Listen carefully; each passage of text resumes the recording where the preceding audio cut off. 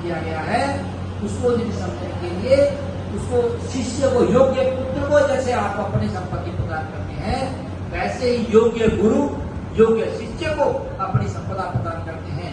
तो अद्वैत निष्ठा रखने वाले उन महापुरुषों की आज निर्वाण तिथि के उपलक्ष्य में एक प्रसंग आता है कि जीवतो वाक्य करणात् क्षयाहि भूरि भोजनात् गंगायाम स्मरणात् चैव त्रिभि शिष्य से शिष्यता।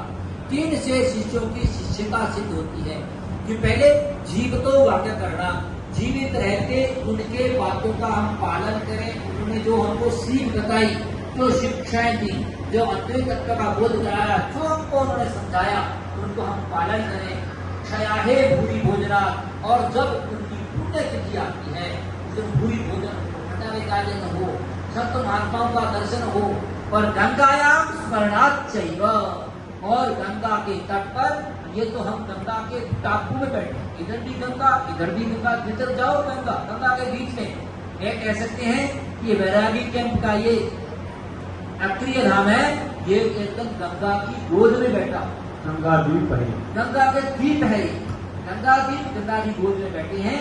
गंगायाम स्मरणात् चैव, गंगा में गंगा के तट पर का स्मरण करके त्रिभि शिष्य से शिष्यता, 3 से शिष्यों की शिष्यता सिद्ध होती है। मुझे महाराज श्री जी उनके बताए हुए आदर्श पर चल रहे हैं, अद्वैत तत्व में अपार निष्ठा है। आप सब लोगों को भी उन गुरुओं के द्वारा बताए हुए उपदेश और उनके पर आचरण करके अपने जीवन को सफल बनाएं। इन्हीं शब्दों के साथ आज उनके पुण्य तिथि के पर, पुण्य अवसर पर उनके श्री चरणों में अपनी वाक पुष्पांजलि समर्पित करते हुए अपनी वाणी को विराम। हरिओम तत्सत, हरिओम तत्सत।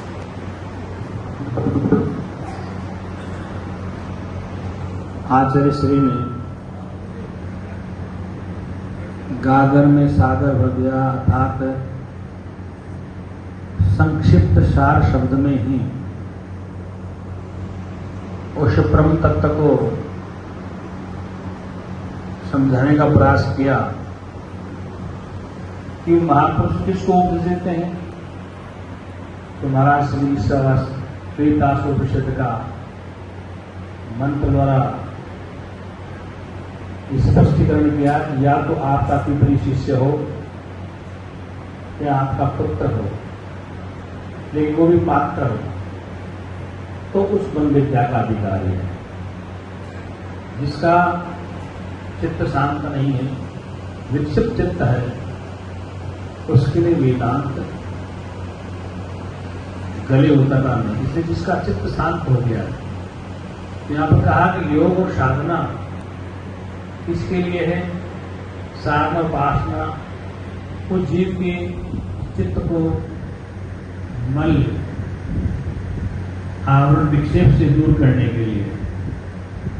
आवरण तो ज्ञान से दूर होगा, आवरण मल विक्षेप और आवरण। तो मल विक्षेप जो आया है उसकी निवृत्ति के लिए आपका योग साधना ध्यान आवश्यक है, लेकिन स्वरूप का बोध करने के लिए ज्ञान अति आवश्यक है। इसी विषय वस्तु पर विशेष प्रकाश डालने के लिए आज मैंने आमंत्रित किया है महामंडल से डॉक्टर धीमान जी महाराज।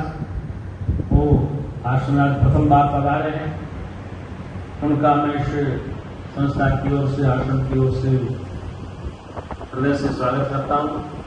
आज महाराज श्री का ये 22वां महोत्सव है और उनकी वाक पुष्पांजलि और उनका अति विशिष्ट अद्वैत सिद्धांत उन्होंने जीवन में अपनाया और सांसारिक सभी प्राणी को उपदेश दिया सरल भाषा में। तो महाराज श्री से भी निवेदन करूंगा कि वो भी अपनी वाणी द्वारा वाक पुष्पांजलि महाराज से वो संत करें। महामंडल श्री डॉक्टर प्रेमानंद जी महाराज।